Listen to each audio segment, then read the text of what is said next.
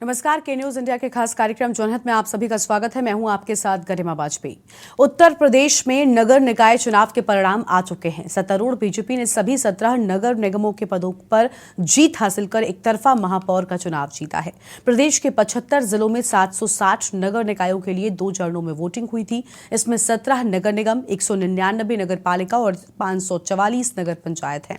नगर पालिका में 199 सीटों में से 94 सीटें बीजेपी व उसके सहयोगी के दलों के खाते में गई हैं और सपा के 39, कांग्रेस के 4, बसपा ने 16 और अन्य ने 46 सीटों पर जीत दर्ज की है। वहीं नगर पंचायत सीटों की बात करें तो बीजेपी ने 196, सपा ने 91, कांग्रेस ने 14, बसपा ने 38 और अन्य ने 205 सीटों पर जीत दर्ज की है। निकाय चुनाव में सबसे ज्यादा प्रतिष्ठा बीजेपी की दांव पर लगी थी, क्योंकि शहरी इलाके हमेशा से बीजेपी के गढ़ रहे हैं। पिछली बार बीजेपी मेयर चुनाव में बेहतर प्रदर्शन किया था, लेकिन नगर पालिका और नगर पंचायत में पिछड़ गई थी। इस बार के चुनाव में बीजेपी ने मेयर से लेकर नगर पालिका और पंचायत अध्यक्ष सीटों पर भी जीत का परचम फहराया है। इस चुनाव में बाबा के बुलडोजर ने विपक्ष के अरमानों को धराशायी कर दिया, यानी सीएम योगी का नेतृत्व अग्नि परीक्षा में तपकर बाहर आ चुका है। बता दें कि यूपी नगर निकाय चुनाव लोकसभा का सेमीफाइनल माना जा रहा था, जिसे सीएम योगी ने जीतकर ये साफ संदेश दे दिया है कि यूपी की जनता सूबे की सरकार की कार्यशैली से न सिर्फ खुश है, बल्कि 2024 के लोकसभा चुनाव में बीजेपी की मिशन 80 की मंशा पूरी करने को भी तैयार है। ऐसे में 2024 में योगी का मुकाबला करने को लेकर विपक्ष भी कमर कस चुका है, लेकिन योगी की मजबूत सियासी साख के सामने विपक्ष कितना टिक पाएगा, ये देखने वाली बात होगी। और आज इसी को लेकर हम विस्तार से बातचीत करेंगे। खास मेहमानों का पैनल भी हमारे साथ में जुड़ेगा। सबसे पहले आपको हम उनसे रूबरू कराते हैं। आज हमारे साथ में बीबी जोशी साहब जुड़ेंगे, प्रवक्ता समाजवादी पार्टी की ओर से। प्रदीप तिवारी हमारे साथ में होंगे, राष्ट्रीय प्रवक्ता कांग्रेस की ओर से। जबकि मनीष अहलवात हमारे साथ में हैं, राष्ट्रीय प्रवक्ता आरएलडी के। और राघवेंद्र राजू राजनीतिक विश्लेषक हैं। आप सभी मेहमानों का बहुत बहुत स्वागत आज की हमारी इस चर्चा में। माफ कीजिएगा, मनीषा अहलावत जी हमारे साथ में हैं। आप सभी मेहमानों का बहुत बहुत स्वागत है। और अपनी चर्चा की शुरुआत आज हम करेंगे बीबी जोशी, राष्ट्रीय प्रवक्ता समाजवादी पार्टी की ओर से जुड़े हुए हैं, उनके साथ में। बीबी साहब, आप ये बताइए, सपा बहुत सारे दावे कर रही थी, बहुत सारी बातें हो रही थी, लेकिन साइकिल पंचर हो गई। पहले तो मैं थोड़ा सा मेरा नाम सुधार हो जाए जो सही लगेगा भारत के हिसाब से। भुवन भास्कर जोशी, प्रोफेसर भुवन भास्कर जोशी मेरा नाम। जी जी, बिल्कुल। वो अच्छा लगेगा थोड़ा सा ये। अरे बिल्कुल, माफी, मुझे जानकारी नहीं थी इस बात की, माफी चाहती हूं। प्रोफेसर भुवन भास्कर जोशी जी बिल्कुल। अब मैं आपको बताना चाहता हूँ, देखिए आज इसकी जो समीक्षा है कल के चुनाव की, पूरे ईमानदारी से हो तो मैं कहना चाहता हूँ जो आपने विषय उठाने का काम करा, देखिए पार्टी मंथन करेगी, चिंतन करेगी, ये तो विषय है ही, हर लोकतांत्रिक पार्टी करती है। लेकिन उसकी अगर हम ईमानदारी से समीक्षा करें तो 17 निगम में हम लोग पहले भी कहीं नहीं थे। 2 सीटें किस पार्टी की खोई है ये आपको भी पता है, पूरे प्रदेश को पता है, देश को पता है। और नगर पालिका, नगर पंचायत में हम पहले भी मजबूत थे, आज भी मजबूत है। लेकिन पार्टी इसमें मंथन करेगी कि हम लोग अपना क्यों नहीं खाता खोल पाए और हम लोग क्यों आशीर्वाद नहीं कर पाए, प्राप्त कर पाए उत्तर प्रदेश की महान जनता का, कि हम नगर पालिका, नगर निगम में कहीं भी नहीं है। तो इस पर हम लोग चिंतन मंथन करेंगे, पार्टी स्तर पर समीक्षा होगी, हमारा जो आला कमान है वो बैठेगा और उसका जरूर उसमें आगे बढ़ने का काम करेंगे हम लोग। लेकिन आज देश में भी एक बहुत ज्यादा संदेश है। अगर हम चर्चा करें कल के चुनाव की, तो हमने देखा कि एक राज्य में भी अलग चुनाव हुआ था और उसका जो इम्पैक्ट है वो आज, जैसा कि कहा जा रहा है कि उत्तर प्रदेश के नगर निकाय चुनाव का 24 का सेमीफाइनल या 24 का वो, तो मैं पूछना चाहता हूं आपके चैनल के माध्यम से, क्या एक प्रदेश का चुनाव, नेशनल चुनाव जो 24 में होगा, उसका सेमीफाइनल होगा? ये बात को भी बताने की आवश्यकता है आज जनता को, क्योंकि वहां पर माननीय मोदी जी की रैली हो, माननीय मोदी जी की चाहे वो रोड शो हो, उसमें प्रकाष्ठा थी। केवल मोदी जी एक ब्रांड एम्बेसडर वहां पर थे और पार्टी छोटी थी। तो निश्चित तौर पे मैं कहना चाहता हूं, जो मोदी जी का जो एक बड़ा रूप था, वो निश्चित तौर पे कर्नाटक में जाकर, वो भी अगर जिस शैली में आप बात कर रही है तो वो भी टाइटा फिश हुआ है। मुझे कहते हुए बुरे नहीं है, क्योंकि आपने लेकिन कहा आपको साइकिल कर्नाटक पंचर की हो। चिंता क्यों हो रही है? आपको कर्नाटक की चिंता क्यों? कल मैंने देखा अखिलेश यादव जी ने तुरंत ही कर्नाटक में मोदी की हार को लेकर ट्वीट कर दिया, बीजेपी की हार को लेकर ट्वीट कर दिया। आप उत्तर प्रदेश में अपनी हार को लेकर चिंतित क्यों नहीं है? मुझे लगता है समाजवादी पार्टी को पहले अपने भविष्य की चिंता करनी चाहिए, क्योंकि फिलहाल जिस तरह से लगातार चुनावों में हार मिल रही है, ये उनके लिए चिंता का बड़ा विषय है। अब मैं आपको बता दूं कर्नाटक की चिंता क्यों है। माननीय अखिलेश यादव जी ने ट्वीट किया, क्योंकि हमारा मानना है कि जो कर्नाटक है भारत का अभिन्न अंग है। लेकिन बिल्कुल कुछ लोग आज बिल्कुल, लेकिन कुछ आप लोग मीडिया राजनीति के कर्नाटक में करने नहीं पहुंच रहे हैं, पहले आप उत्तर प्रदेश में कर रहे हैं। नहीं, मैं आपको बताता हूँ, फिर मैं आपको इसका जवाब दूंगा हमारी पार्टी वहां पर क्या है। हाँ। मैं आपको बताना चाहता हूँ कि आज कुछ मीडिया के साथी या हमारे विपक्षी कर्नाटक की चर्चा इसलिए नहीं मांग कर रहे, वो समझ रहे कर्नाटक इंग्लैंड का हिस्सा है, कर्नाटक भारत का हिस्सा नहीं है, और वहां पर इतना बड़ा चुनाव प्रदेश का हुआ। साहब, कर्नाटक पर खूब डिबेट्स हो रही हैं और कर्नाटक पर हम खूब चर्चा भी कर रहे हैं, लेकिन कर्नाटक पर हम आपकी राय नहीं मांग रहे। हम आपसे सवाल निकाय चुनाव पर इसलिए कर रहे हैं क्योंकि यहां पर आपने अपने सभी सीटों पर प्रत्याशी उतारे, यहां की आप पार्टी हैं, आप उत्तर प्रदेश में अपनी राजनीतिक जमीन पर बैठे हुए हैं, इसलिए हम इस मुद्दे पर आपसे बात करते हैं। कर्नाटक पर जब हम बात करते हैं तो हम कांग्रेस पार्टी की राय लेना जानते हैं, और जानते हैं कि हम वहां पर भाजपा के बीच में सीधी टक्कर थी, इसलिए उनकी राय ज्यादा जरूरी है।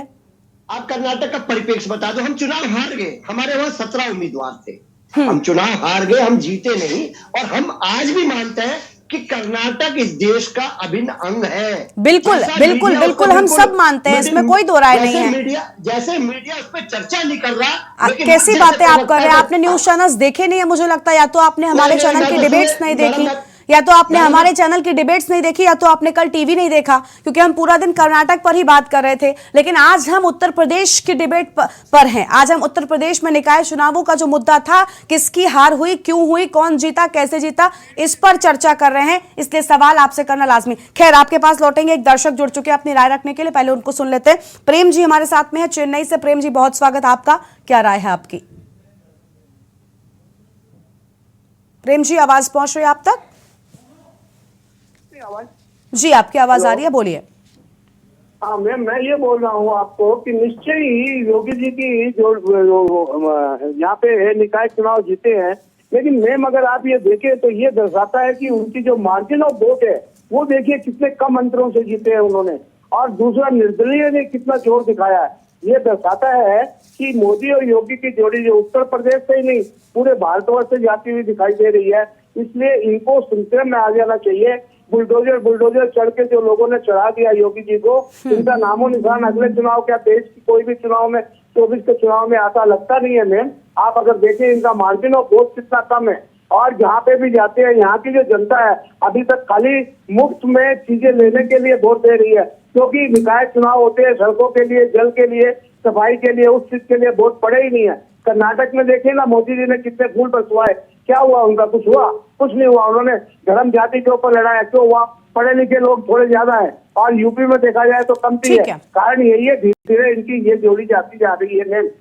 ठीक है, बहुत शुक्रिया प्रेम जी आपका अपनी बात रखने के लिए। तो देखिए, लगातार दर्शक भी हमारे साथ में जुड़ रहे हैं, लेकिन निकाय की जीत से 24 का रास्ता क्या साफ होगा, ये बड़ी बात है। एक तरफ भारतीय जनता पार्टी उत्तर प्रदेश में निकाय चुनाव में जीत हासिल करने के बाद बेहद खुश नजर आ रही है, तो वहीं दूसरी ओर 24 की तैयारी जो विपक्षी कर रहे थे, कहीं ना कहीं वो थोड़े से परेशान जरूर दिखाई दे रहे हैं। खैर, आज उत्तर प्रदेश के निकाय चुनाव में जो हार और जीत हुई उसको लेकर हम विस्तार से बातचीत कर रहे हैं। अलग अलग मेहमान हमारे साथ में बने हुए हैं, उन्हीं के साथ में चर्चा करेंगे। हमारे साथ में मनीषा अहलवाल जी हैं, राष्ट्रीय प्रवक्ता हैं अरल्डी की ओर से।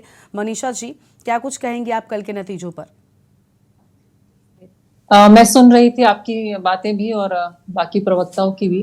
तो मैं ये कहना चाहूंगी, निकाय चुनाव जो होते हैं और पंचायत के और पालिका के लोकल चुनाव होते हैं, इनमें पार्टी का असर इतना होता नहीं। तो और जो पार्टी सत्ता में होती है, खासकर मेयर में उनका प्रभाव दिख सकता है।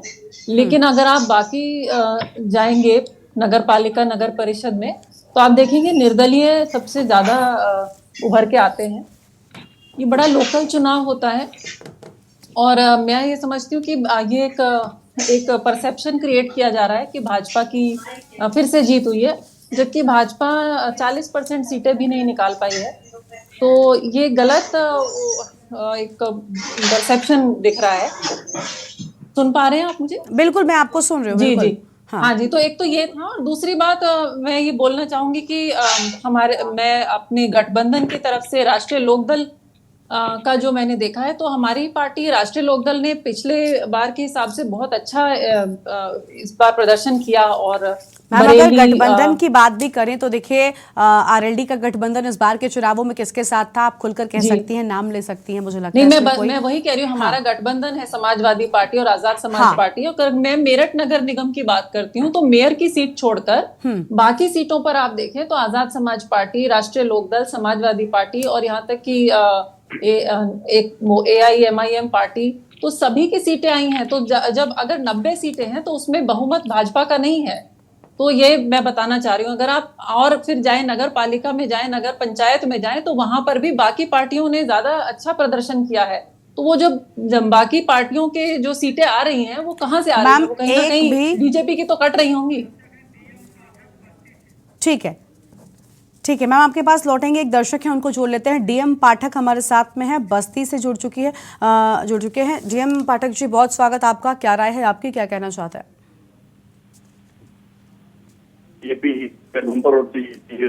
से जीता हुआ है, लेकिन क्या कहते हैं, इनका मेन परफेक्ट होना चाहिए। जो विद्यार्थी लोग हैं, पढ़ लिख के बैठे हुए हैं, इनको नौकरी और क्या कहते हैं जो रोजगार देने का विचार होना चाहिए था, या नहीं है इनके एजेंडे में?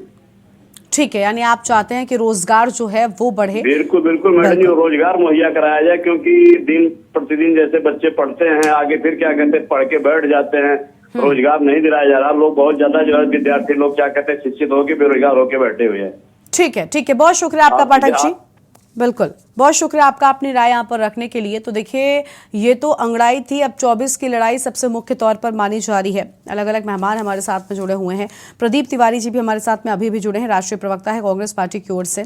बहुत स्वागत सर आपका भी आज की हमारी चर्चा में। प्रदीप साहब, एक तरफ बहुत बधाई कर्नाटक के लिए, आपने बहुत अच्छे से जीता है, लेकिन दूसरी ओर उत्तर प्रदेश में भला ध्यान क्यों नहीं दिया जा रहा है?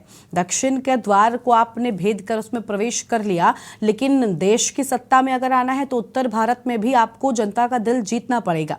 ये बात आपको जरूरी नहीं लगती, या उत्तर भारत पर अभी फोकस नहीं है, पहले कहीं और है, उसके बाद में उत्तर भारत में आएंगे? देखिए, धन्यवाद आपका, कर्नाटक की जनता का भी धन्यवाद, जिन्होंने हमें विश्वास के साथ में इतना बड़ा बहुमत दिया। और जिस तरीके से आप कर्नाटक की बात, देखिए कर्नाटक दक्षिण भारत में कांग्रेस पार्टी पहले से ही थी, और दक्षिण भारत में ये नहीं कि हमने कोई अभी नया द्वार भेदा है। ये जरूर है कि कर्नाटक में पिछली बार भी हमारी गवर्नमेंट आई थी, मगर किस तरीके से भारतीय जनता पार्टी अपना ऑपरेशन लोटस चलाती है और किस तरीके से तोड़फोड़ करके उनको किसी न किसी कीमत पे सत्ता चाहिए होती है, सत्ता के लालच वश वो उन्होंने हमसे सत्ता धोखे से हथिया लिया।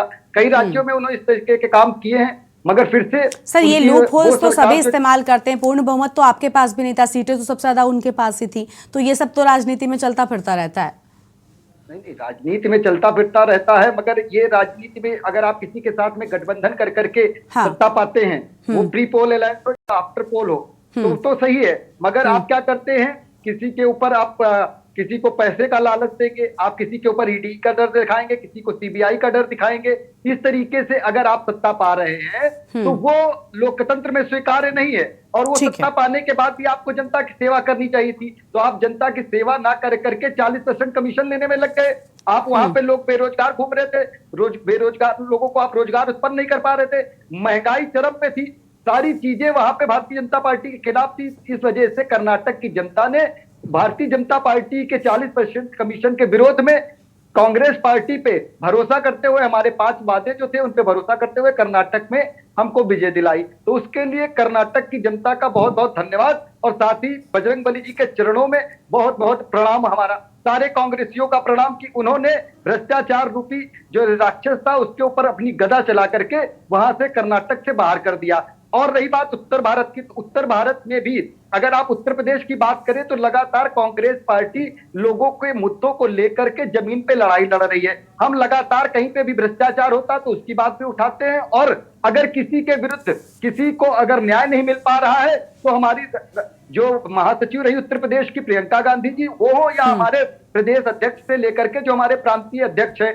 वो सारे लोग 6 के 6 लोग वो लोग सड़कों पे रहते हैं उन मुद्दों को लेकर के। हाँ, ये जरूर है कि अभी हो सकता है उत्तर प्रदेश की जनता जो है उसने हमको उस रूप में स्वीकार नहीं किया जिस रूप में कर्नाटक में हमको बहुमत मिला है, मगर इसका मतलब ये नहीं है कि हम उत्तर प्रदेश से चले जाएंगे कहीं। उत्तर प्रदेश में हम लगातार हैं और उत्तर प्रदेश में हम अपनी लड़ाई लड़ रहे हैं।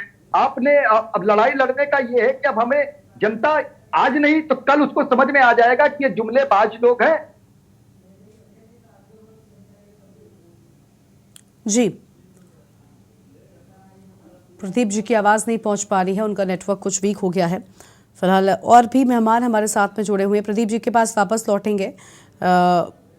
पॉलिटिकल एनालिस्ट हमारे साथ में है राघवेंद्र राजू जी। राघवेंद्र जी, बहुत स्वागत आपकी जी प्रदीप जी, आपकी आवाज़ आ रही, बोलिए। हाँ, मैं वही कह रहा था कि अगर उत्तर प्रदेश की यही जनता या देश की जनता ने फिर से उन जुमलेबाजों के चक्कर में आ करके कहीं भूल से 2024 में इनको चुन लिया तो ये लोग क्या करेंगे? वो जो अभी 1050 रुपए का सिलेंडर मिल जा रहा है उसको 1500 से ऊपर करने का काम करेंगे। पेट्रोल को 150 रुपए तक ले जाएंगे। खाने के तेलों को ऐसा कर देंगे कि सर आपने सारी बातें कर दी, आपने सारी बातें कर दी, लेकिन आपने मेरे सवाल का जवाब नहीं दिया कि आखिर उत्तर भारत में कांग्रेस पार्टी का ध्यान क्यों नहीं है। मेरा सवाल ये था, आपने बाकी सारे सवालों के जवाब दिए, अपने मन की सारी बातें की, लेकिन मेरे सवाल का जवाब नहीं दिया। मैं आपके पास लौटूंगी और उम्मीद है कि इस बार जब आऊंगी तो आप जवाब जरूर देंगे जनता को, क्योंकि जनता जानना चाहती है, उत्तर प्रदेश की भी जनता चाहती है कि आप मजबूती के साथ आएँ। फिलहाल आपने निकाय चुनाव में अपनी हालत देख ली होगी कल नतीजों में। कांग्रेस कर्नाटक के लिए पहले ही मैंने आपको बधाई दे दी है। ठीक है, राघवेंद्र जी के पास चलते हैं। राघवेंद्र जी, अभी आपने सभी को सुना, चाहे मनीषा जी हों या समाजवादी पार्टी के प्रवक्ता या कांग्रेस पार्टी, सबकी राय हमने सुनी है, लेकिन कल निकाय चुनावों में साफ तौर पर नजर आया कि बीजेपी का परचम लहराता हुआ दिखाई दिया है। बाकी की पार्टियों की जो उम्मीद थी, समाजवादी पार्टी ने बहुत मेहनत की थी, लेकिन बावजूद इसके वो उतना हद तक आगे नहीं आ पाए जिस हद की उम्मीद उन्होंने लगाई हुई थी। आज तो बीएसपी भी ये कह रही है, मायावती जी का ट्वीट आया, उन्होंने आरोप लगा दिए कि धांधली हुई। अगर धांधली ना होती, सही तरीके से चुनाव होते, सरकारी मशीनरियों का इस्तेमाल हुआ, दुरुपयोग हुआ, सारी बड़ी बातें उन्होंने कह दी। हालांकि उनकी पार्टी भी कुछ विशेष नहीं कर सकी। और कांग्रेस पार्टी का तो कई जगहों पर खाता खुलने से रह गया। मेयर की किसी भी सीट पर किसी भी पार्टी को कोई जगह नहीं मिली। 17 में से 17 पर बीजेपी रही। आपने देखे नतीजे, साफ तौर पर बीजेपी का कब्जा रहा पूरी तरीके से। आप क्या कहेंगे कल के निकाय चुनाव के नतीजों पर, क्योंकि निकाय को 24 का सेमीफाइनल कहा जा रहा था? नहीं, ये बात सही है आपकी कि जो महापौर का चुनाव होता है, महापौर के चुनाव में कहीं कहीं आबादी 5 लाख से 50 लाख तक है। और दूसरा दृष्टिकोण देखेंगे, आपकी बात ये भी ठीक है कि भारतीय जनता पार्टी ने पिछली बार से 2.5 गुना ज्यादा सीटें इस बार जीती हैं। जाहिर है कि उन्होंने जो अपना मुद्दा था, शासन, विकास और सुरक्षा, इन 3 चीजों पर उत्तर प्रदेश में फोकस किया। जहां तक अन्य पार्टियों की बात है, उसमें आपने देखा होगा कि जो चुनाव आता है तब ये पार्टियां इतनी देर तक जो है प्रत्याशियों का चयन नहीं कर पाती हैं, और प्रत्याशियों का चयन नहीं होने के बाद आपने ज्यादातर देखा हो इस बार बहुत से जनपदों में निर्दलीय प्रत्याशी बड़ी संख्या में जीत करके आए। और ये वही विद्रोही प्रत्याशी हैं, चाहे वो सपा के विद्रोही प्रत्याशी हों, चाहे बसपा के हों, कहीं कहीं भाजपा के भी हो सकते हैं, कि हमारे उत्तर प्रदेश सरकार के नंदी मंत्री हैं, उन्हीं के क्षेत्र में ही भारतीय जनता पार्टी हारी है। शहरी विकास मंत्री के गृह जनपद में भाजपा को नुकसान हुआ है। लेकिन जहां तक एनालिसिस की बात है, उसमें आप ये जरूर देखेंगे बूथ मैनेजमेंट सिस्टम पूरे लगातार अभी से 2024 का इन्होंने शुरू कर दिया। जब से विधानसभा चुनाव हुए हैं, ये लोग अग्रणी रूप में, बहुत प्रभावी रूप में जिले में बूथ मैनेजमेंट सिस्टम को बनाते हैं। और इन सब चीजों को शुरू में cadre base booth management system Baspa ने लागू किया था, लेकिन धीरे धीरे आपने देखा हो उन्होंने भाईचारा कमेटियां भी बनाई थी, तमाम उनकी जो प्रभावी योजना रहती थी। लेकिन धीरे धीरे अपने कुर्सी पाने और चोला के रंग बदलने की जो जंग है, ये आखिर हम ही सर्वश्रेष्ठ है, तो मैं समझता हूं उस अहंकार से बाहर आकर के जो मूलभूत मुद्दे हैं, बात हो रही थी स्थानीय निकाय की, यहाँ की चुनाव की, कर्नाटक का चुनाव, हर आदमी जानता है कि महंगाई, भ्रष्टाचार जो मूलभूत मुद्दे थे, उनको लेकर के वहां जो पढ़ी लिखी शिक्षित जनता है, उन तमाम मुद्दों को लेकर के जनता ने जो जनादेश दिया है, उसको सबको स्वागत करना चाहिए। और जो चीजें अमल में नहीं ला जा रही, उसके लिए विपक्ष की जो भूमिका है कि केवल धांधली हो गई, प्रशासन ने गड़बड़ कर दिया, कई जनपद में लोगों ने आरोप प्रत्यारोप लगाए। अरे भाई, आप उतने प्रभावी रूप से किसी भी मुद्दे को लेकर के किसी भी जनपद का कोई एक आप आंदोलन बता दें, कोई एक ऐसी यात्रा बता दें जिससे तूफान उत्तर प्रदेश में किसी विपक्ष ने खड़ा कर दिया हो। ये सिर्फ चुनाव के वक्त में अपना जो रंग है और ढंग है इसको बताते हैं कि भाई हमने ये किया। जनता बहुत समझदार हो चुकी है और आप जो जातिगत समीकरण बना रहे हैं, जैसे समाजवादी पार्टी पे सीधा आरोप लगा कि यादव मुस्लिम समीकरण को लेकर के वो मैदान में है। भारतीय जनता पार्टी ने भी आपने देखा बड़ी संख्या में पसंदीदा मुस्लिम समाज को तोड़ करके उत्तर प्रदेश निकाय चुनाव में एक नया एपिसोड को जोड़ने का काम किया। वो किसी न किसी चीज में आपको घेरने का काम करते हैं और आप उस चक्रव्यूह को ना तोड़ करके जो सच में है जनता के मूलभूत मुद्दों से जब तक आप नहीं उनके बीच ले जाएंगे, केवल डिबेट में आकर के हम सिर्फ अपनी बात को, अपनी पार्टी की बात को, अपनी पार्टियों की नीति को, अपने तमाम विचारों को लोगों तक अगर हम पहुंचाने में कामयाब नहीं होंगे तो निस्संदेह आपने देखा होगा इस बार भारतीय जनता पार्टी ने पूरी मेहनत माननीय मुख्यमंत्री जी ने अपने लगातार कर्नाटक प्रवास के बाद उत्तर प्रदेश के मेयर चुनाव को बहुत उसमें लिया है और खासतौर से अयोध्या सीट से लेकर के सहारनपुर जो गढ़ था, पूरा जो गढ़ रहा आपने देखा हो सपा और जेडी इनका अजीत जी का, तो यहाँ पर भी पूरा समय दे करके उन्होंने सारे मेयर की सीटों में, जहां मेरठ जैसी सीट तमाम संवेदनशील सीटों पर जो लोग कहते थे नहीं इस बार भारतीय जनता पार्टी कुछ अच्छा नहीं कर पाएगी, लेकिन आपने देखा 17 के 17 महापौर वो जीत लिए। और जीत का आंकड़ा जो लोग अभी बता रहे थे, महापौर में जीत का आंकड़ा भी आप देख लेंगे कोई आसपास नहीं है, लंबा आंकड़ा है। तो ये तमाम बातों पर सोचना चाहिए और मैं जो समझ रहा हूं कि जो मुद्दे हैं उन मुद्दों से आज जो युवाओं की बात है, वही पार्टी जो सब कह रहे थे भाई सबकी युवाओं की भागीदारी होना चाहिए, हम युवाओं को भागीदारी देंगे, हम महिलाओं की 33% भागीदारी देंगे। आज मदर्स डे है, इन लोगों की संकल्प लेना चाहिए मदर्स डे पे कि भाई हम कहाँ महिलाओं को, वीरांगनाओं को कहाँ बढ़ा रहे हैं। तो ये तमाम जो मुद्दे हैं हर चुनाव के बाद एक नया घोषणा पत्र बन जाता है और उस संकल्प पत्र के बाद हर खेत को काम, हर खेत को पानी, वो भी काम अभी पूरा नहीं हो रहा है। और ये भी बात सच है कि कुछ मुद्दों पर जनता आकर्षित भी होती है। आपने देखा होगा कि कई जगह बहुत कम मतदान हुआ है, कई जगह बहुत अच्छा मतदान हुआ है। तो जब मतदान कम हो रहा है और आज भी अगर निर्दलीय से लगा करके पूरे आंकड़े आप देखेंगे तो कोई प्रत्याशी के अगर 17%, 20% मत लेकर के अगर वो नगर पालिका का अध्यक्ष हो जा रहा है तो 80% जो जनता रह गई है उसके बारे में भी विचार करना चाहिए। और जो नेता होता है, विधायक होता है, सांसद होता है, उन तमाम लोगों को भी ये सोचना चाहिए कि भले ही उन्होंने जनादेश ना दिया हो लेकिन काम तो उनको सबको करना चाहिए। तो जो आप जो जाति आज के समय में जो जाति संकीर्णताएं हैं, राजनीतिक पार्टियां जाति झगड़े लगा करके, और जब तक उत्तर प्रदेश और बिहार इनमें आपस में जाति समीकरण बगा करके आप अगड़े पिछड़े झगड़े और रगड़े में जनता को सिर्फ बताते रहेंगे, शिक्षित समाज हो रहा है। अभी हमारे भाई कह रहे थे नहीं उत्तर प्रदेश में।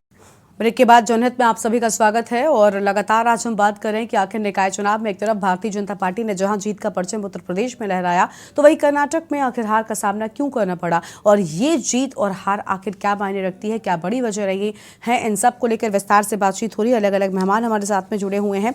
भुवन भास्कर साहब हमारे साथ में हैं समाजवादी पार्टी की ओर से, उन्हीं से एक बार फिर से चर्चा की शुरुआत करते हैं। भुवन साहब देखिए, हमने जब चर्चा शुरू की तो हम यही चाहते थे क्योंकि उत्तर प्रदेश में क्योंकि देश की बात करें तो कांग्रेस पार्टी ऐसी पार्टी है जो भारतीय जनता पार्टी के सामने मजबूती के साथ लड़ती है, लेकिन उत्तर प्रदेश में समाजवादी पार्टी और इस बार बीजेपी के बीच में सीधी टक्कर थी। इसीलिए हमने चर्चा की शुरुआत ही आपके साथ की क्योंकि उत्तर प्रदेश में उनकी जीत हुई, इसके बाद आप हैं दूसरे नंबर पर, आप सबसे आगे नजर आ रहे हैं। लेकिन समाजवादी पार्टी इस बार बहुत सारे दावे भी कर रही थी कि नहीं हम करके दिखाएंगे और हम बहुमत के साथ आएंगे, सारी बातें थी, लेकिन वो चीजें हो नहीं पाई। आखिर आपको क्या लग रहा है कि लगातार पिछड़ना ये आपके लिए क्या बड़ी वजह है कि आप जनता तक अपनी बात क्यों नहीं पहुंचा पा रहे हैं, क्यों जनता आपको मौका नहीं दे रही है? मैं एक बार फिर से आपके पास आई और आपसे जवाब की उम्मीद रखती हूँ।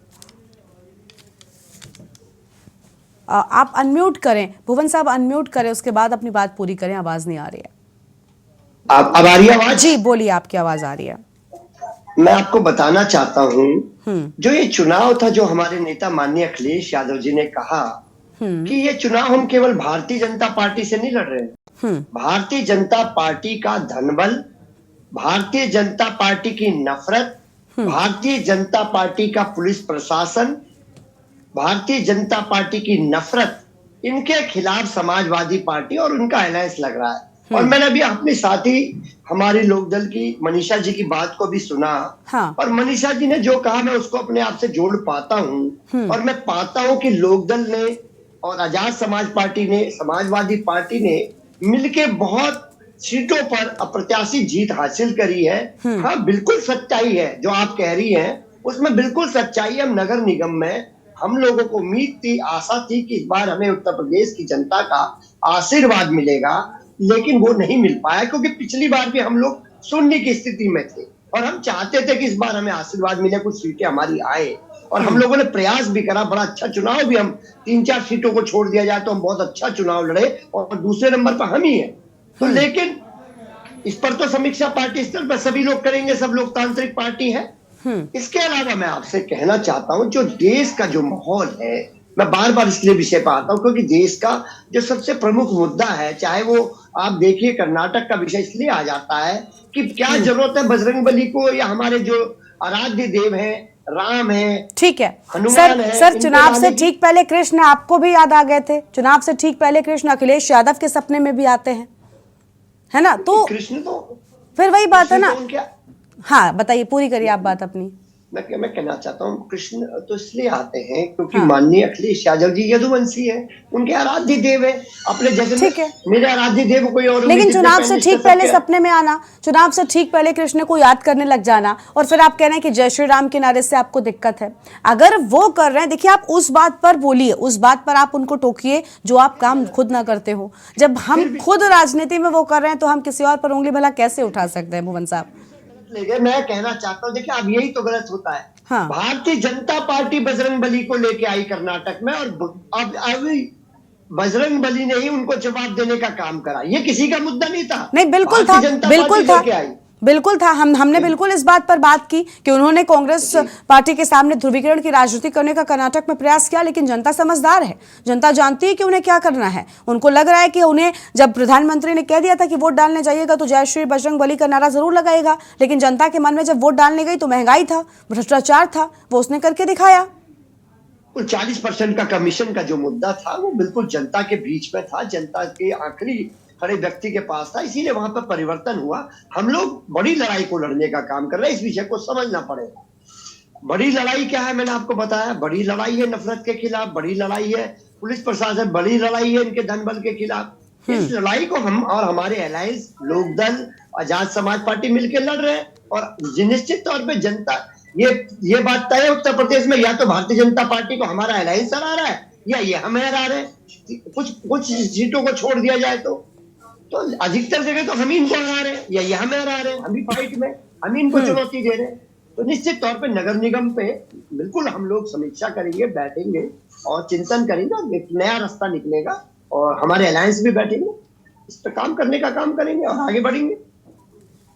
ठीक है, यानी समाजवादी पार्टी को लग रहा है कि अभी और काम करने की जरूरत है और हम इस पर मंथन करेंगे कि आखिर कैसे ये कम हुई सीटें, कैसे हम पिछड़े, इस सब को लेकर बातचीत होगी। लेकिन कांग्रेस पार्टी से प्रवक्ता प्रदीप जी हैं, वो उनका रुख कर लेते हैं। प्रदीप जी, अभी भुवन जी हमारे साथ में थे सपा से, वो कह रहे हैं कि भाई देखिए ध्रुवीकरण की राजनीति भारतीय जनता पार्टी करती है, आपको कहीं ना कहीं इसका फायदा जरूर मिल गया है। इस बार कर्नाटक में आपने खूब जश्न मनाया, कल हमने तस्वीरें देखी, कल बजरंगबली का जो गदा है वो कार्यकर्ता जीत के बाद लेकर जश्न मनाते हुए नजर आए। तो यानी कहीं ना कहीं जोड़ने का प्रयास आपने भी खूब किया। वो अलग बात है कि इस बार बीजेपी का दांव उस पर भारी पड़ गया, आशीर्वाद बजरंगबली का आपको मिल गया, कृपा आप पर बरस गई। आपको लग रहा है कि आखिर क्या कारण है हार के बीजेपी के, और आपको जीत मिली, क्या बड़ी वजह रही, आपकी कौन सी बात जनता ने मानी, किस वजह से आपको जीत मिली, इस पर हम आपसे जवाब लेंगे। एक दर्शक है, उनको जोड़ लेते हैं, उसके बाद आपसे जवाब लेते हैं। गिरीश शुक्ला जी हमारे साथ में है कानपुर से। गिरीश जी, बहुत स्वागत आपका, क्या राय है आपकी? आपको बताना चाहूंगा, आप ध्यान से सुनिएगा। हाँ, धरती पर यदुवंशी कोई है ही नहीं। भगवान कृष्ण ने अपने पूरे वंश के साथ द्वारिका में जल समाधि ले ली थी। उनका इस धरती पर कोई वंश नहीं है।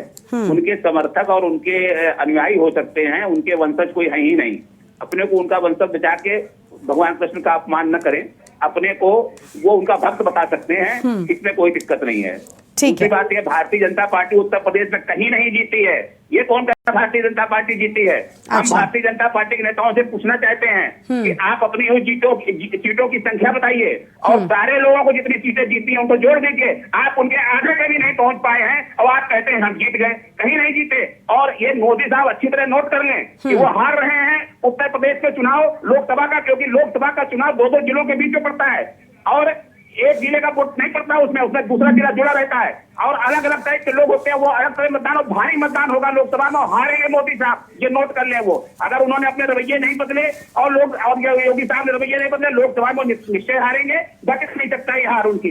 दूसरी बात है, जो 17 नगर पालिका के वो जीते हैं मेयर, तो मेयर के खर्चा है 5 करोड़ रुपया। जब किसी के पास 5 करोड़ रुपया नेता के पास है ही नहीं, तो चुनाव कहाँ जीत पाएगा? हमारे पास था तो तुम जीते।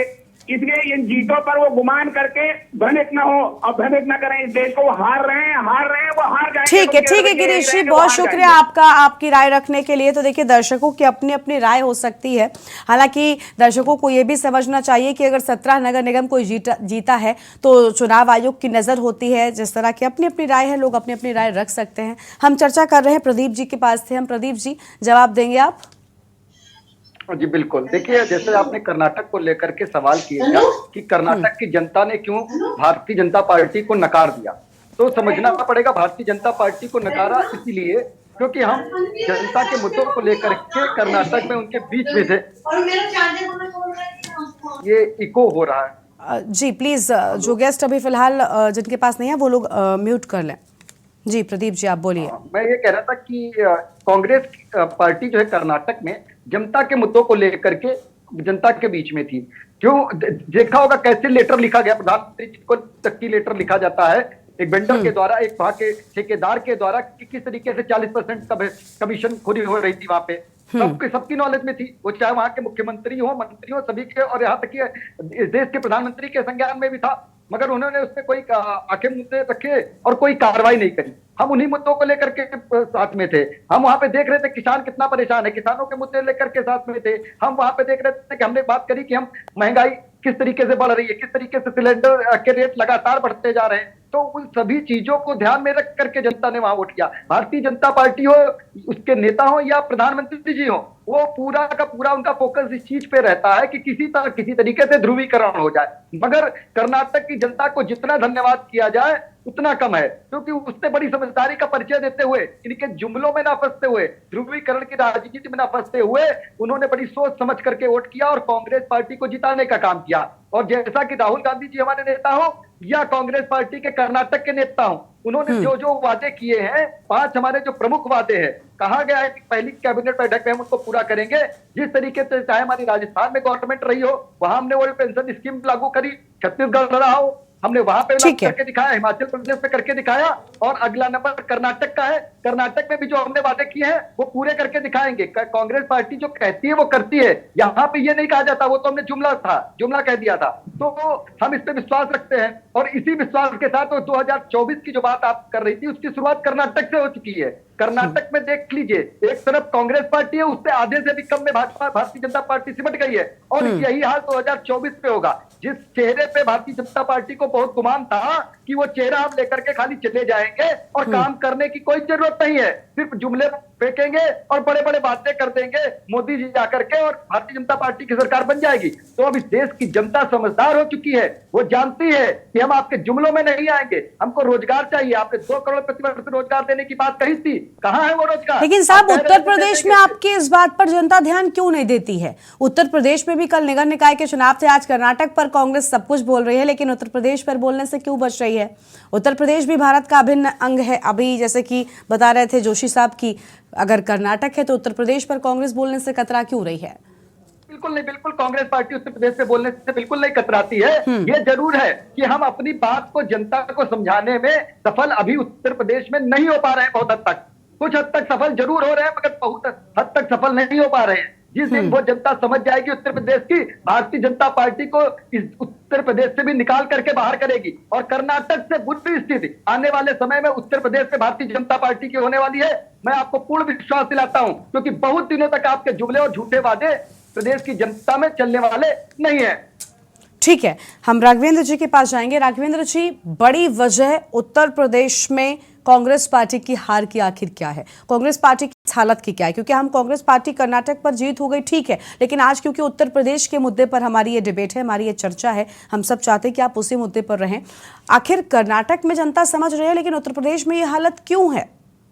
क्या वजह है कि एक तरफ मोदी मैजिक को अगर ध्यान दिया जाए तो फिलहाल मोदी ने जिस तरीके से प्रधानमंत्री ने कर्नाटक में जाकर प्रचार प्रसार किया, लेकिन बावजूद इसके बात बन नहीं पाई, जबकि मुख्यमंत्री योगी आदित्यनाथ के सामने भी एक बड़ा वक्त था, एक बड़ी चुनौती थी निकाय चुनावों में जीत दिलाना।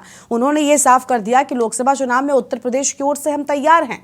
कहीं ना कहीं बीजेपी को जिस तरह से बहुमत मिला, ये बड़ी बात है, लेकिन वहीं कर्नाटक में ये होना, तो क्या मोदी मैजिक कम पड़ रहा है और योगी फैक्टर अभी भी बरकरार है? इस पर आपसे हम जवाब लेंगे। इससे पहले एक दर्शक है हमारे साथ में, चंद्र प्रकाश जी। चंद्र प्रकाश जी, बहुत स्वागत आपका, क्या राय है आपकी? मैं ये कहना चाहता हूँ कि जो कांग्रेस के नेता गला फाड़ फाड़ करके कह रहे हैं कि मोदी हार गए, और वही जो है हमारे एक कॉलर भी बोल रहे थे कानपुर से, मैं ये कहना चाहता हूँ कि हिमाचल में जो घटना घटी वही घटना कर्नाटक में घटी। राजस्थान में एक बार बीजेपी आती है, एक बार कांग्रेस आती है, ये वहां का रवैया है। छत्तीसगढ़ में एक बार बीजेपी आती है, एक बार कांग्रेस आती है। हमारे हरियाणा में कहावत है कि भाई गए का दुख है पर भाभी के नखरे खत्म हो गए, ये कहावत है। मैं ये इस कहावत के माध्यम से ये कहना चाहता हूँ कि आपकी फिल्म हिट हो गई वहां कर्नाटक में, कोई दो राय नहीं, परंतु आपका पीछे पानी देने वाला भी नहीं रहा कोई उत्तर प्रदेश में। और उत्तर प्रदेश में आपका सफाया हो गया। वहाँ जो है आपकी जो मैडम है, जो शिमला में नमस्कार कर रही थी देवी माता के आगे, रॉबर्ट वाड्रा की श्रीमती जी, वो जो है वहाँ एक अपने जो है ना बंदे 17 में से एक भी बंदा नहीं बना पाई।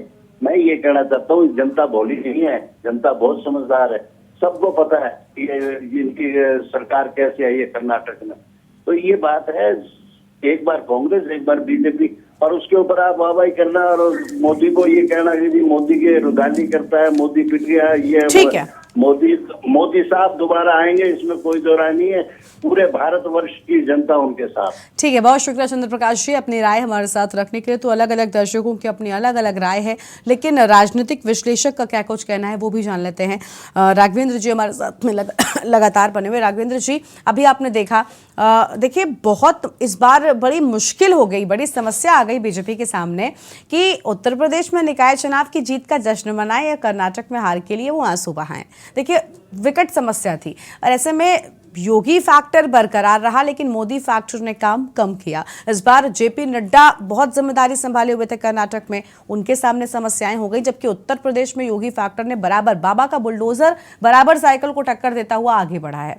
तो इसलिए अगर पूरी राजनीति के लिहाज से इस हार जीत को देखें, क्या वजह आपको लग रही है कि आखिर कर्नाटक में इतनी बड़ी हार हुई? देखिए, ये निश्चित तौर पर है कि कर्नाटक में बीजेपी जो मूलभूत मुद्दे थे, जो हमारे भाई कह रहे थे, मूलभूत मुद्दों से जनादेश जो है उसको बहुत भटकाया नहीं जा सकता। जनता चाहती है, पढ़ी लिखी जनता चाहती है कि भाई रोजगार मिले, कुछ ऐसे सुशासन वाले काम हो, भयमुक्त समाज की बात ठीक है अपनी जगह पे, लेकिन भ्रष्टाचार और महंगाई, ये मूलभूत मुद्दे, इसको लेकर भारतीय जनता पार्टी भी 2014 में इन्हीं तमाम मुद्दों को लेकर के देश में शासन में आई थी। आपने देखा होगा कि विपक्ष के पास केवल एक मुद्दा रहता है कि सुबह से शाम तक वो मोदी योगी, केवल मोदी योगी। लोग भाजपा कहना भी लोग कम कर दिए हैं, बोले अब की बार बोले योगी सरकार, बोले मोदी सरकार। तो ये नारा चेंज करते रहते, लोगों में भावना देखा जाता भाई नेता के प्रति भावना क्या है। वहीं दूसरी तरफ ये है कि वहां पर जैसे बहुत सारे लोग खड़गे साहब को दे रहे हैं कि भाई कांग्रेस ने एक ऐसा नेतृत्व दिया, एक ऐसा दलित और योग्य जो है कांग्रेस का अध्यक्ष दिया कि जिसका असर भी साउथ में काफी अच्छा उनको माना जा सकता है। वो बात ठीक है कि भारतीय जनता पार्टी जिस तरीके से आस्था लेकर के चल रही है मोदी योगी में, इसी तरीके से कांग्रेस में आज भी आस्था गांधी परिवार से है, और उसमें कोई बुराई वाली बात नहीं है, क्योंकि उनके परिवार की बहुत बड़ी तमाम ऐसे परिवार में लोग रहे हैं जिन्होंने देश के लिए यहीं पर उन्होंने अपना सब कुछ त्याग किया है, अपना जान तक दिया है। तो ये इन सब चीजों से नकारा नहीं जा सकता।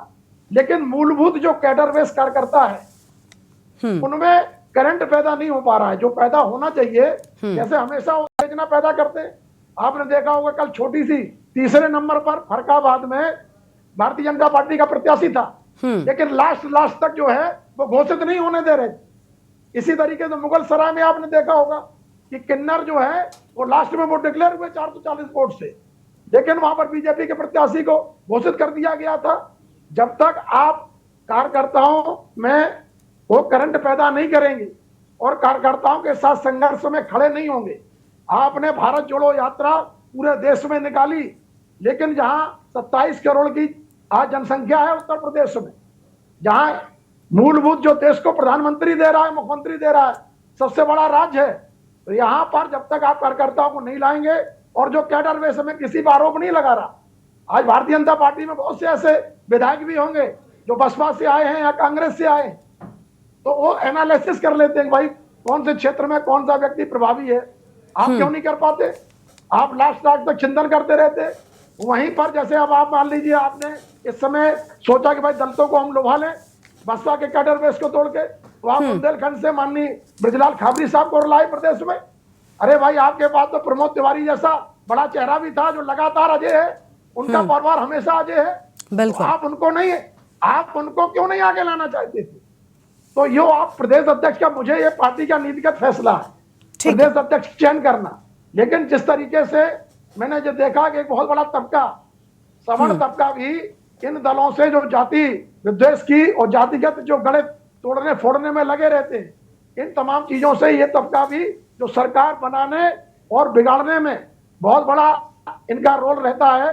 उस अगड़े समाज की कोई बात नहीं करता, वो सिर्फ पिछड़ा, दलित, चिंतन, उन्होंने ये मुद्दा, तो जो जाति तुल दिया जाता है मुद्दों पर, तो हर जगह हर व्यक्ति आप देख लें। आज आपकी डिबेट में मैं बहुत बड़ा खुलासा कर रहा हूं, अगर एनालिसिस करेंगे तो बड़ी संख्या में इस बार निर्दलीय जीत के आए, कई जनपदों में कई निर्दलीय जीत करके आए। इसका पूरा आंकड़ा लगेंगे, लेकिन सारा श्रेय भारतीय जनता पार्टी को मिल रहा है, क्योंकि उनका मैनेजमेंट सिस्टम इतना अच्छा है। मीडिया, सोशल मीडिया से लेकर के बूथ मैनेजमेंट से लेकर के, तो आप उन सब चीजों पर क्यों नहीं अमल करना चाहते? आप केवल वही बात रटी रटाई कि भाई धर्म के नाम पर, जाति के नाम पर, संप्रदाय के नाम पर, झगड़ों के नाम पर, इन सब चीजों से जनता त्रस्त है। आज का जो पढ़ा लिखा तबका है, युवा पीढ़ी जो आ रही है, जो आपने 18 साल का मताधिकार कर दिया, आप उसे 16 साल का भी कर सकते हैं। 16 साल का भी युवा आज के समय में मतदान के प्रति प्रेरित है। ठीक है। और अभी आपने जो देखा है, जो कमियां थी, जैसे बीएलओ ने बहुत सी जगह वोटर लिस्ट गायब कर दिए। कानपुर में इतना कम मतदान हुआ, बिल्कुल सबसे कम। जब वोटर लिस्ट बन रही है तो सारे विपक्ष के लोग कहाँ थे? राजनीतिक पार्टी ठीक है, सत्तारूढ़ पार्टी भी आरोप लगाई। आप क्या कर रहे थे? आपने वो अपने क्षेत्र के वोट क्यों नहीं बनवाए? तो बूथ मैनेजमेंट सिस्टम को भी बढ़ाना पड़ेगा। और मैं चाहता हूं आने वाले समय में जो चुनाव पे आरोप लगते रहते हैं, अगर ये जो आज सिस्टम है कि ओटीपी भेज दो और वहीं से वोट डाल दिया गया, तो ये तमाम झगड़े और तमाम खर्चे भी बचेंगे। इन सब चीजों पर भी तमाम विपक्ष के लोगों को भी मंथन करना चाहिए। एक सकारात्मक भूमिका में विपक्ष का जो रोल है, विपक्ष के बिना सत्ता, मैं भी मानता हूं विपक्ष का हमेशा रहना बहुत जरूरी है, तो विपक्ष का रोल भी वैसे ही होना चाहिए प्रभावी ढंग से, जैसा विपक्ष के प्रति लोगों का। और जो लोग रह जाते हैं वोट देने के बाद, जिन्होंने आज 31,000 वोट दिया और 33,000 वोट वाला जीत गया, तो उन 31,000 लोगों के मन में कुछ है आपके प्रति, तो आप उन लोगों के बारे में सोचिए और उनको मजबूत कार्यकर्ताओं को सम्मान दीजिए। कार्यकर्ताओं का जब तक आप सम्मान नहीं करेंगे, उनके साथ संघर्ष में नहीं खड़ेंगे, उनके साथ जो पहले आप संघर्ष करते थे, लाठियां खाते थे, आप पिछले तमाम चुनावों को देखेंगे, आजादी से लेकर आज तक, तब से लेकर के अब तक जनसंख्या कितनी पहुंच गई है। उन तमाम जनसंख्या जो आबादी बढ़ रही है, उन तमाम जनसंख्या में जो लोगों की चिंता है, महंगाई और भ्रष्टाचार और मूलभूत मुद्दे, उन मुद्दों को लेकर के आपको अग्रणी भूमिका में उत्तर प्रदेश हो या देश, आपको आना पड़ेगा। और जो विपक्ष ने आपको विपक्ष का नेता बनाया है, तो आपको विपक्ष के नेता के रूप में ठीक है। सबके बीच जाना पड़ेगा। लोगों ठीक है, के बीच बिल्कुल, जाना- यानी जनता के बीच जाएंगे तभी आपकी बात सुनी जाएगी और तभी आप अपना मैसेज भी जनता तक पहुंचा पाएंगे, जिसके बाद ही कहीं जीत मिलती है इस बार के चुनावों में। मनीषा जी के पास एक बार फिर से चलते हैं। मनीषा जी, इस करारी हार के बाद अब कहा जा रहा है कि 24 का द्वार खुल गया है। आप बताइए, आपको लग रहा है कि द्वार बीजेपी के लिए साफ तौर पर खुला दिखाई दे रहा है 24 में? क्योंकि अगर 24 के लिहाज से बात करें तो पूरे देश का चुनाव है, लोकसभा का चुनाव है। ऐसे में समाजवादी पार्टी उत्तर प्रदेश में बड़ा दबदबा रखती है, लेकिन अब निकाय चुनावों में जब ये हाल हुआ है तो 24 के चुनाव में फिलहाल किस तरह से आप कितना असर डालेंगे? मैं समाजवादी पार्टी को और आप सबको कोट कर रही हूँ, आप सबका जो गठबंधन था इसी के चलते, आपको लग रहा है कि कुछ असर आप कर पाएंगे या नुकसान आप पहुंचा पाएंगे उनकी पार्टी को उन चुनावों में? जी, गरिमा जी, मैं सभी की बात सुन रही थी। हाँ। तो मैं एक दो चीजें यहाँ बताना चाहूंगी। हाँ, बिल्कुल। कि हम एक कर्नाटक का जो विधानसभा का चुनाव है उसको हम एक निकाय चुनाव के साथ कंपेयर कर रहे हैं, जो मुझे नहीं लगता ठीक है, क्योंकि बिल्कुल अलग तरह के चुनाव होते हैं, अलग मुद्दे होते हैं। क्योंकि अगर आप कर्नाटक में देखेंगे तो कर्नाटक के जो मेयर के चुनाव हुए होंगे अभी, उसमें देख लीजिए, वहां तो भाजपा ही जीती है मेरे ख्याल में, और अब वहां भाजपा हार गई है विधानसभा में। तो ये अगर आप निकाय चुनाव में जीत रहे हैं तो जरूरी नहीं कि आप विधानसभा में या लोकसभा में भी जीत जाएंगे। ये बल्कि हमारे यहाँ मेरठ में तो आज तक का ये रिकॉर्ड रहा है कि जो सत्ता में रहा है उसका मेयर बना ही नहीं कभी। ये पहली बार हुआ है कि भाजपा का ही सांसद, विधायक और अब मेयर भी भाजपा के ही हैं। तो ऐसा लग रहा है कि शायद लोकसभा अब भाजपा के हाथ से जाती रहेगी। तो मुझे लगता है कि आप मिथकों पर विश्वास कर रही हैं, आप मिथकों पर विश्वास कर रही हैं और ट्रेंड पर चलने की बात कर रही हैं। मिथक रहा है, हाँ। लेकिन और मिथक तोड़ने में बीजेपी माहिर रही है, ये भी बात है। मिथक तोड़ने में वो माहिर है। तो मैं ये बता रही हूँ कि जो निकाय चुनाव है उनके मुद्दे इतने पृथक, इतने अलग होते हैं कि उनका आप लोकसभा से कंपेयर नहीं कर सकते। ये आप देखिए, अगर कर्नाटक में मोदी जी का जलवा नहीं चला, वहां तो मोदी जी ने तमाम रैलियां करी, इतनी रैलियां करी, शायद इतनी सीटें नहीं आई उनकी, लेकिन वो फेल हो गए। अब यहाँ पे आप बताइए, अगर मोदी जी आ जाते तो क्या यहाँ पे निकाय चुनाव भाजपा हार जाती? अब किसका चेहरा चल रहा है, किसका नहीं चल रहा है, ये भाजपा ही जाने। लेकिन मुझे ये लगता है कि निकाय चुनाव का जो परिणाम है वो बिल्कुल भी, उससे हम ये अंदाजा नहीं लगा सकते कि अगला विधानसभा या अगला लोकसभा में इनका परफॉर्मेंस सेम रहेगा या नहीं रहेगा, क्योंकि मुद्दे बिल्कुल अलग हैं। एक एक वार्ड में अलग अलग मुद्दे होते हैं। जैसे सुरक्षा इनके स्कोप में नहीं आता, तो अगर आप सुरक्षा बुलडोजर बाबा की बात करके अगर आप सोच रहे हैं कि निकाय चुनाव में वोट मिल जाएंगे, क्योंकि सुरक्षा वार्ड के या निगम के स्कोप ऑफ वर्क में नहीं आता है, तो वो बिल्कुल मुद्दा ही नहीं है। वहां अलग मुद्दे होते हैं, सफाई का, सैनिटेशन का, सड़क का, ये मुद्दे होते हैं। तो अलग मुद्दे होते हैं। और एक होता है कि जो वार्ड का जो पार्षद होगा वो विधानसभा में जाके बैठ नहीं सकता, वो अलग नहीं। लेकिन जनता की पसंद, जनता का विश्वास कहां पर है? देखिए, ये बड़ी बात होती है। इस बात से आप भी, मुझे लगता है, बिल्कुल भी नहीं बचेंगे। और अगर समाजवादी पार्टी के गठबंधन के साथ आपकी जीत हुई होती तो मुझे लगता है ये बात आप नहीं कह रही होती। पार्षद कितने जीते हैं आप ये देख लीजिए, 40% भी नहीं इनके पार्षद आए हैं। मैं तो एक मेरठ नगर निगम की बात कर रही हूँ कि 90 सीटें हैं, 90 में से इनके 40 ही जीते हैं। तो इनके पार्षद बहुत नहीं आए हैं। और हमेशा बीजेपी शहरों में हमेशा सशक्त रही है। तो ये कोई इनका ये रिफ्लेक्शन बिल्कुल ठीक नहीं है कि बीजेपी की लहर है। शहरों में हमेशा ये मजबूत रहे हैं। लेकिन आप कस्बों में चले जाइए, नगर पंचायत और नगर पालिका परिषद में इनके बहुत ज्यादा सीटें नहीं आई हैं, उसमें बाकी पार्टियां जीती हैं। इसमें राष्ट्रीय लोकदल पहली बार करीब 25 सीटों पे परिषद में, पालिका में, पंचायत में हमारे कैंडिडेट जीते हैं, जो पिछले 10 सालों में नहीं हुआ था। तो हम ये बदलाव अपनी पार्टी के लिए जब देख रहे हैं एक छोटे स्तर पे, तो मुझे लगता है यही बदलाव बड़े स्तर पे भी जनता समझ रही है और सोच रही है कि आगे उन्हें क्या करना है। तो भाजपा को बल्कि सतर्क होना चाहिए कि उनके उम्मीद से कम आए हैं। आप 17 नगर निगम को अगर हटा दें और बाकी सीटें देखें, पालिका, परिषद और पंचायत की, तो उसमें भाजपा की ज्यादा सीटें नहीं आई हैं, कम आई हैं। तो आपकी उम्मीद से ज्यादा है क्या? अन्य पार्टियों की, क्या समाजवादी पार्टी की, आरएलडी की उम्मीद से ज्यादा सीटें आ गई? हमारी राष्ट्रीय लोकदल की मैं कहती हूँ कि पिछली बार के हिसाब से बहुत ज्यादा आई हैं। हम तो अगर आप देखेंगे 1.5 साल पहले हम विधानसभा में भी 0 थे। तो हमारा अगर जमीन बढ़ रही है तो वो किसकी जमीन खिसक रही है, ये सोचने वाली बात है। ठीक है, बिल्कुल। यानी आपको लग रहा है कि आप एक तरफ मजबूती हो रही है आपकी पार्टी की में, जबकि भारतीय जनता पार्टी की जमीन कहीं ना कहीं खिसकती हुई आपको दिखाई दे रही है। भुवन साहब की एक आखिरी प्रतिक्रिया ले लेते हैं इस पूरे मुद्दे पर। भुवन साहब, 24 के चुनाव में भी समाजवादी पार्टी का बड़ा असर होने वाला है सीधे तौर पर। देखिए, समाजवादी पार्टी, जब महागठबंधन की बात होती है, अखिलेश यादव तब भी मीटिंग्स में जाते हैं, राय नहीं बनती, वो सब अलग बात है। लेकिन 24 का चुनाव, दिल्ली का रास्ता उत्तर प्रदेश से होकर जाता है, ये हम सब जानते हैं। और अगर उत्तर प्रदेश में आप कड़ी टक्कर देंगे तो कहीं ना कहीं आसान हो जाएगा। जल्दी से, बहुत कम शब्दों में हम आपसे जवाब चाहते हैं कि आखिर 24 में क्या मजबूती के साथ अखिलेश यादव नजर आएंगे? जल्दी से।